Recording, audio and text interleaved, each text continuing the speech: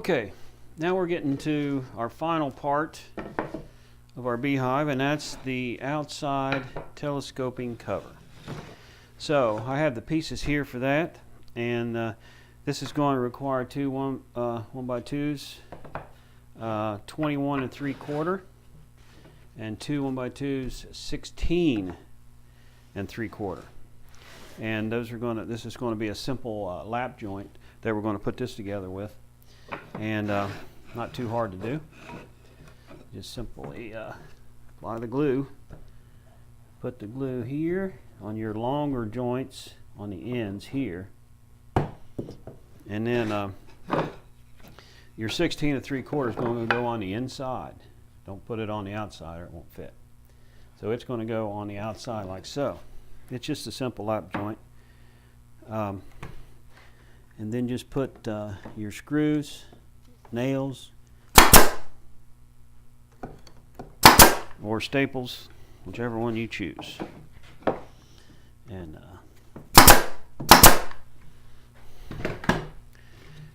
all right, that side.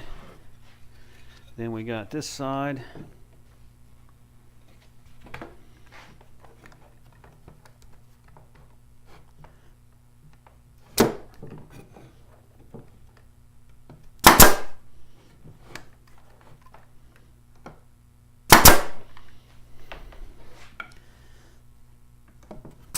We get that stapled together. Then we're going to take our glue the top, just like so. All right. Now what we want to do is we got us a piece of plywood here, and this plywood is 3/8 plywood, and it's 21 3/4 by 18 1/4. And that's what you need to fit on top here. And I put the good side down like so, just kind of square it up there, the ends. Put the layer in there, square it up here on the ends.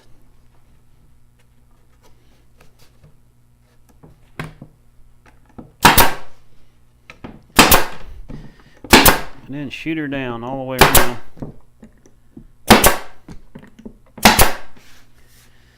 And then that'll be it. So that'll be your top. Now what we got to do with our top is we can't leave it like this. We're going to have to put some metal on it. So now we're going to cut some metal and bend to put on our top to make it last a good long time. So let's cut some metal. Outside cover, and what I have here and what I use is galvanized steel.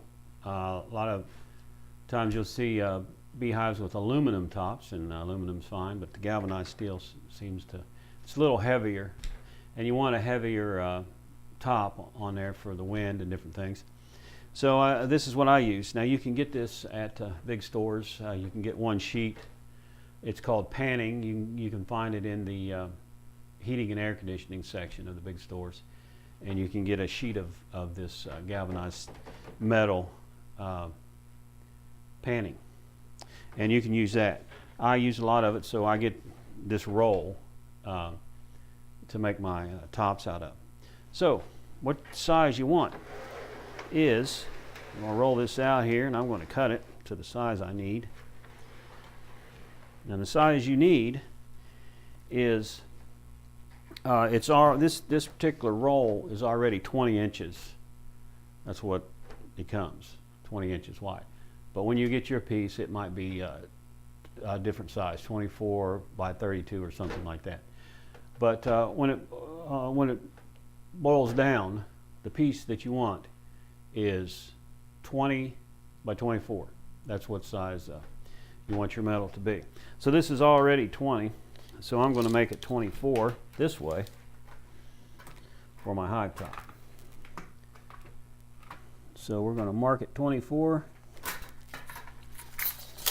and then we're going to take our T-square, and we're going to mark it And then we're going to cut it.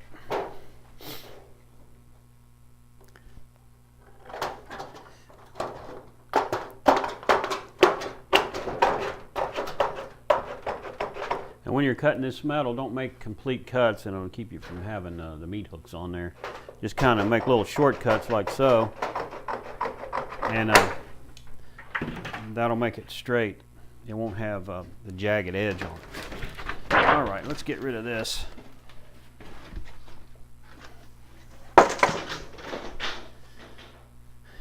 Okay, now that we got our metal cut, what we want to do is we want to mark the corners, because we're going to have to bend. What we're going to do is we're going to bend the corners down to fit on top of our wood that we made here.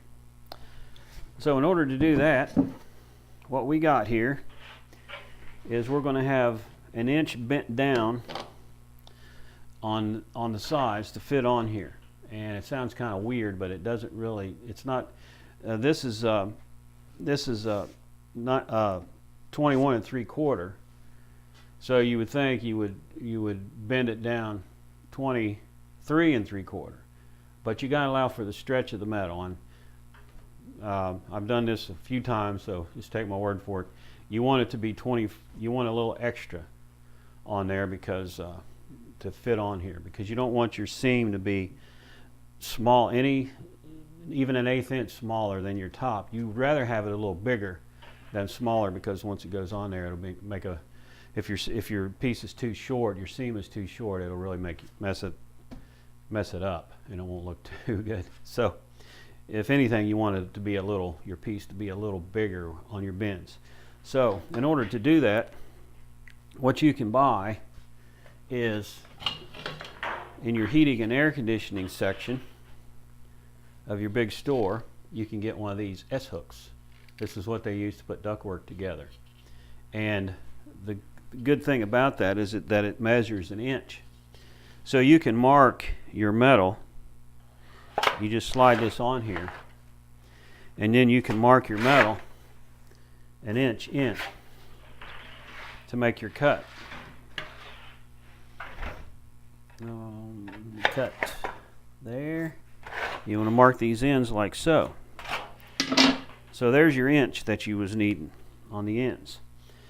Now, you can either cut these with a pair of snips, or, which you probably can do just as good, or you can buy these handy dandy notchers that I got here, or you can use snips. But when you cut this end here, where you've made your mark, you don't want to cut it.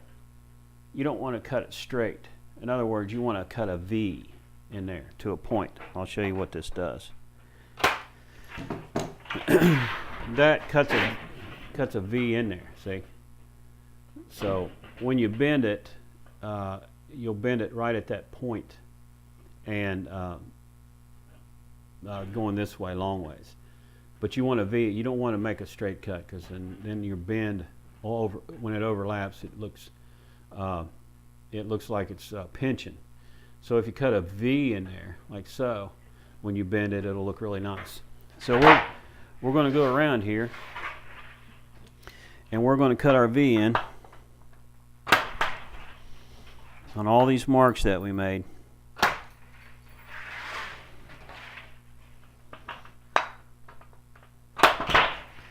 Like so. Now, to make things even more complicated, these notchers don't cut a true inch. They're more like a 3/4 of an inch. So, but that's okay. When you bend your metal, when you bend the long side, you want to bend it where the point is right at your bend. This point right here. When you bend the short side, you want to bend it where the line is. So the two short sides are going to be a little longer than the two sides. So now, how you bend this? Well, you can bend it any number of ways. You can set it here on your bench, any corner, and you can bend it down with a rubber mallet. You can bend it if you don't have a brake. I got a brake here that I bought at my favorite store, and it was real cheap. And if you probably know the store I'm talking about, but I got a little 30-inch brake, wasn't very much because I bend a lot of these metal. But if you don't have a brake, or you don't want to get a brake, well then you can bend it that way. You can also bend it with this. You can bend the 1-inch side with this, and you can put this on here, and you can buy these longer, and you can put it on the whole thing, and you can take and bend it that way. So those are different ways you can bend it if you don't have access to a brake. But I'm going to put this in the brake, and I'm going to bend it over here. Okay, now that we got it bent, like I said, you can bend this any number of ways. I use a brake because it makes it look pretty nice, professional looking, and makes a real nice bend, as you can see. But if you don't care about that, you can bend it on the table. You can bend it any number of ways. You can take a hammer and just nail it on top of your hive and bend it over. Or you can just put it on here like this. It doesn't make any difference how you do it. The purpose, it still serves its purpose.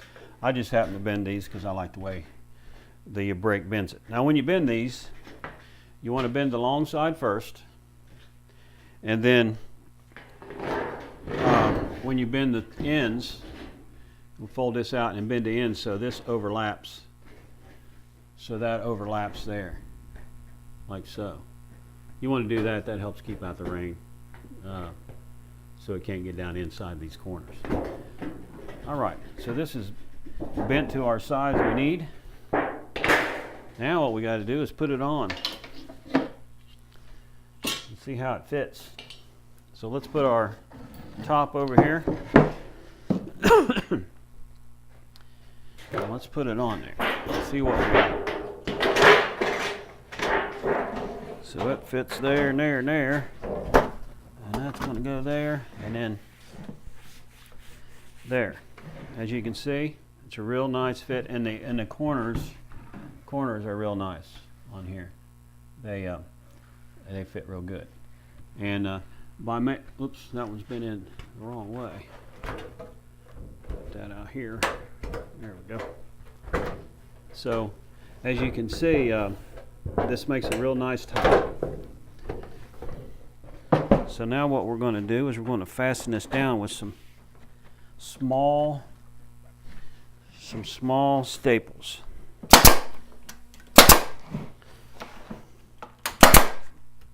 Where these ends are folded.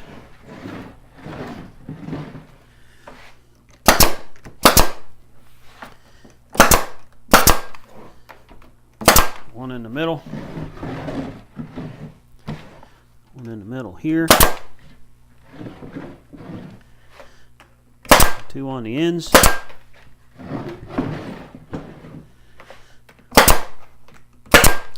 And there we go. Now, after all that, take your hammer and these little pointy ends, you want to bend those, flatten those out so you don't get caught on those. And that's your outside telescoping cover. And as you can see, it does a real nice job there. So this is a hive top that'll last you for a while. And this all comes together where it folds over, and it all helps to hold it tight and holds it together. So let's set this over here, right there. And let's get our beehive and set it up here. What we got so far, and this is our last piece. We'll turn it around and get a good view of it. So what we got is our bottom board, our hive body, and our 10 frames and foundation. We got our inside cover, and now we got our top to put on here, and it fits on there just like so. And that's it. That's a complete Langstroth 10 frame beehive.